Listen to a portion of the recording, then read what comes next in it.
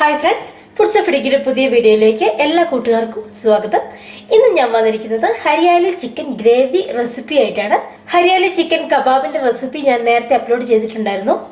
നല്ല വ്യൂസ് വന്നൊരു വീഡിയോയും നല്ല കമന്റ് കിട്ടിയൊരു വീഡിയോയും വരുന്നത്. നമ്മളൊരു സ്മോക്കി ഫ്ലേവർ ഒക്കെ കൊടുത്തിട്ടായിരുന്നു ആ വീഡിയോ ഒന്ന് ചെയ്തിട്ടുണ്ടായിരുന്നത്. നല്ല ടേസ്റ്റ് ആയിട്ടുള്ള റെസിപ്പിയാണ് ഗ്രീൻ ചിക്കൻ കബാബ്. അപ്പോൾ നിങ്ങൾ കണ്ടിട്ടില്ല എങ്കിൽ ഞാൻ ഡിസ്ക്രിപ്ഷൻ ബോക്സിൽ അതിന് ലിങ്ക് കൊടുക്കാം, നിങ്ങളൊന്ന് കണ്ടു നോക്കുക. അപ്പോൾ ഇത് ഹരിയാലി ചിക്കൻ ഗ്രേവിയാണ്. ചപ്പാത്തിയുടെ നമ്മൾ അപ്പത്തിൻ്റെ കൂടെ ഒക്കെ കഴിക്കാൻ പറ്റുന്ന നല്ല റെസിപ്പിയാണ്. അപ്പോൾ അതിന് വേണ്ടിയിട്ട് ഞാൻ 1.5 കിലോ ചിക്കൻ കഴുകി എടുത്തിട്ടുണ്ട്. എല്ലോട് കൂടിയ ചിക്കനാണ് എടുത്തിരിക്കുന്നത്. ഇതുപോലെ കുറച്ച് വലിയ പീസസ് ആയിട്ടാണ് ചിക്കൻ കട്ട് ചെയ്തെടുത്തിരിക്കുന്നത്. ഈ ചിക്കൻ നമുക്ക് 2 മാരിനേഷൻ ചെയ്തെടുക്കണം. അപ്പോൾ ഫസ്റ്റ് മാരിനേഷൻ നോക്കാം. കുറച്ച് എയർ ചിക്കൻ ഉണ്ടല്ലോ, അതുകൊണ്ട് ഞാൻ 1 കപ്പ് തൈര് എടുത്തിട്ടുണ്ട്. 250 മില്ലി കപ്പിന് 1 കപ്പ് തൈര്. ഈ തൈര് ചിക്കനിലേക്ക് ഒഴിച്ചു കൊടുക്കാം.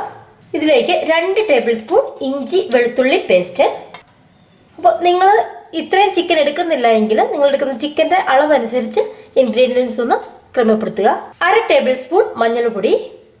ഇത്രയുമാണ് എൻ്റെ ഫസ്റ്റ് മാരിനേഷൻ. നമുക്കിത് കൈവച്ച് നന്നായിട്ട് മിക്സ് ചെയ്യാം. ഈ ഫസ്റ്റ് മാരിനേഷന് ശേഷം ചിക്കൻ ഒരു 15 മിനിറ്റ് നമുക്ക് റെസ്റ്റ് ചെയ്യാനായിട്ട് വെക്കാം. 15 മിനിറ്റിന് ശേഷം നമുക്ക് സെക്കൻഡ് മാരിനേഷൻ ചെയ്യാം. ഇതിലേക്ക് സവോള വറുത്തെടുക്കണം. അപ്പോൾ നമ്മൾ ബിരിയാണിക്കൊക്കെ വറുത്തെടുക്കുന്ന പോലെയാണ് സവോള വറുത്തെടുക്കേണ്ടത്. സവോള കനം കുറച്ച് അരിഞ്ഞതിന് ശേഷം എണ്ണയിലിട്ട് ജസ്റ്റ് ഒന്ന് വറുത്ത് ഒരു ഗോൾഡൻ ബ്രൗൺ കളറിൽ എടുക്കണം.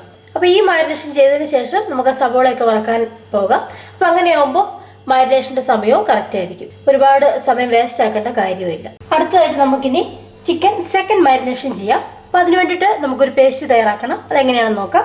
മല്ലിയിലയാണ് എടുത്തിരിക്കുന്നത്. നിറച്ച് 1 കൈ മല്ലിയില എടുക്കണം. മിക്സിയുടെ ജാറിലേക്ക് ഇട്ട് കൊടുക്കാം. ഗ്രീൻ ചിക്കൻ അല്ലേ, അപ്പോൾ ഗ്രീൻ പേസ്റ്റ് ഉണ്ടാക്കിയെടുക്കണം. അതിന് വേണ്ടിയാണ്. അത്രയും തന്നെ നിറച്ച് 1 പിടി പുതിനയില. ഞാൻ എടുത്തിരിക്കുന്നത് 5 പച്ചമുളകാണ്.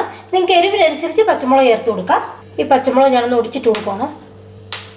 വലിയ 1 സവോള എണ്ണയിലിട്ടൊന്ന് വറുത്തെടുത്ത് വെച്ചേക്കുന്നതാണ്. ഒന്നും ചേർക്കണ്ട, വെറുതെ സവോള കനം കുറച്ച് അരിഞ്ഞിട്ട് എണ്ണയിലൊന്ന് വറുത്ത് ഈ കളറിലാക്കി എടുത്താൽ മതി. സവോളയും കൂടി ചേർത്ത് കൊടുക്കാം. അടുത്തതായിട്ട് ഇതിലേക്ക് ചേർത്ത് കൊടുക്കാൻ പോകുന്നത് ഒരു 15 കാഷ്യൂനട്ടാണ്. മിക്സിയുടെ ജാറിലേക്ക് ഇട്ട് കൊടുക്കാം. ഈ കാഷ്യൂനട്ടൊക്കെ ചേർക്കാൻ മറന്നു പോകരുത്. നല്ല ടേസ്റ്റാണ് ഈ കാഷ്യൂനട്ടൊക്കെ ചേർത്തിട്ട് ഈ കറി ഉണ്ടാക്കിയെടുക്കുമ്പോൾ. അപ്പോൾ ഇത്രയും സാധനം നമുക്ക് നല്ല പേസ്റ്റാക്കി അരച്ചെടുക്കാം. ഇപ്പോൾ അരച്ചെടുത്തിരിക്കുന്ന ഈ പേസ്റ്റ് മാരിനേറ്റ് ചെയ്ത് വെച്ചിരിക്കുന്ന ചിക്കനിലേക്ക് നമുക്ക് ചേർത്ത് കൊടുക്കാം. ഇനി ഇത് കൈവച്ച് നന്നായിട്ട് മിക്സ് ചെയ്യാം. നിങ്ങൾക്ക് സമയമുണ്ടെങ്കിൽ 1 മണിക്കൂർ ഈ മാരിനേറ്റ് ചെയ്ത ചിക്കൻ ഇങ്ങനെ തന്നെ ഫ്രിഡ്ജിൽ സൂക്ഷിക്കാം.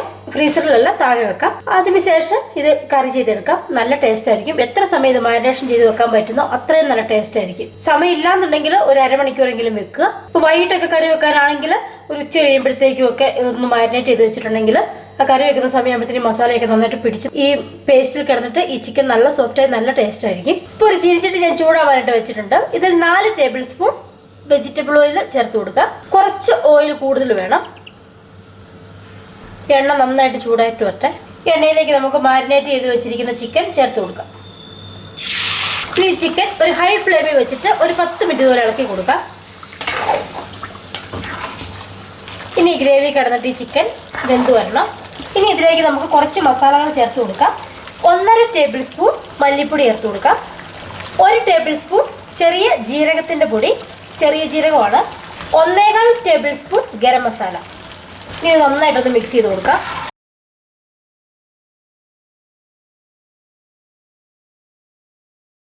നമ്മളിതിൽ മുളക് പൊടി ചേർക്കത്തില്ല.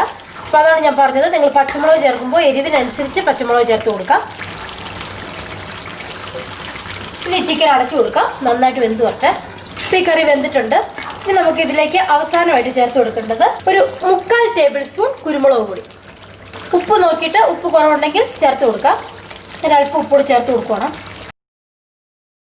പൊറോട്ട, നാൻ, പുലാവ് അതല്ലെങ്കിൽ അപ്പം ഇതിൻ്റെയൊക്കെ കൂടെ കഴിക്കാൻ പറ്റുന്ന അടിപൊളി ഹരിയാലി ചിക്കൻ കറിയാണിത്.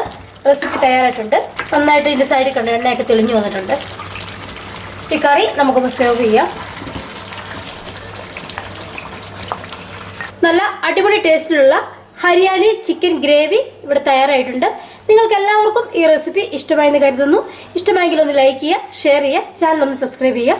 മറ്റൊരു റെസിപ്പിയുമായിട്ട് അടുത്ത ദിവസം വരാം. Take care, by.